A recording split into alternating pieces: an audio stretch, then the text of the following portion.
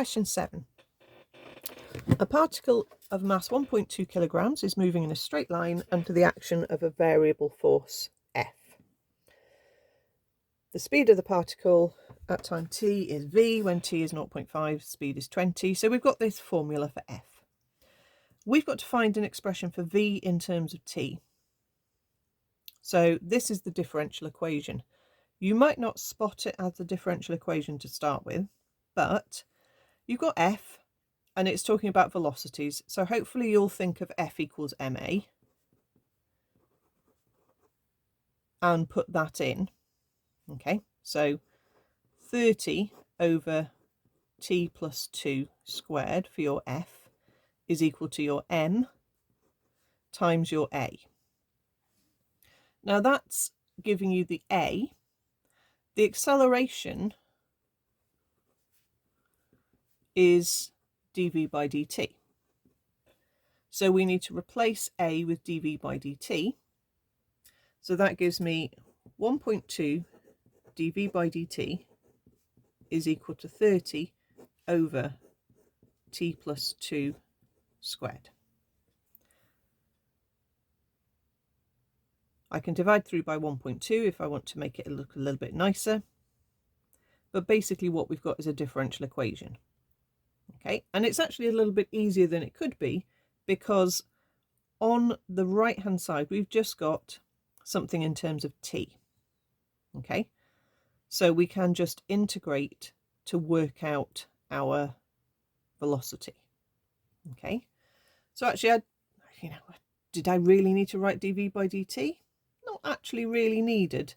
Okay, I could have just kept it as a and then said, right, I can integrate acceleration to get to velocity. As long as this side is just in terms of t, which it is, then I could just stick with let's just integrate. But sometimes this might have a v in it as well. Okay, in which case you'd have to think about the separating of the variables step. Okay, so let's just treat it as a separating variables type question, because that's a more general approach, and think, okay, if I separate the variables it looks like this. I don't have to move anything away from this side. Okay, you could divide through by 1.2 if you wanted, but basically you can integrate both sides. So I'll keep the 1.2 there and just say that's 1.2v, and then integrating this is linear but not power 1 on the bottom. So this is thinking about the bracket rule to integrate. So we need to say the bracket goes up a power, divide by the new power and the differential of the inside, which is just a 1, but always think of the rule as a whole. And then we want plus constant. Let's just tidy that up and put that bracket on the bottom and pull the minus sign to the front. Okay, we need to work out the value of the plus c, and we're told when t is 0.5, the speed of the particle is 20. So I can say, let's sub in v is 20 when t is 0.5.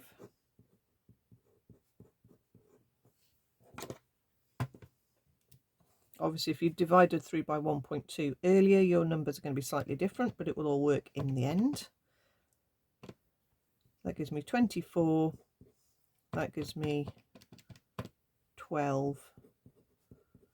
And that gives me c is 36.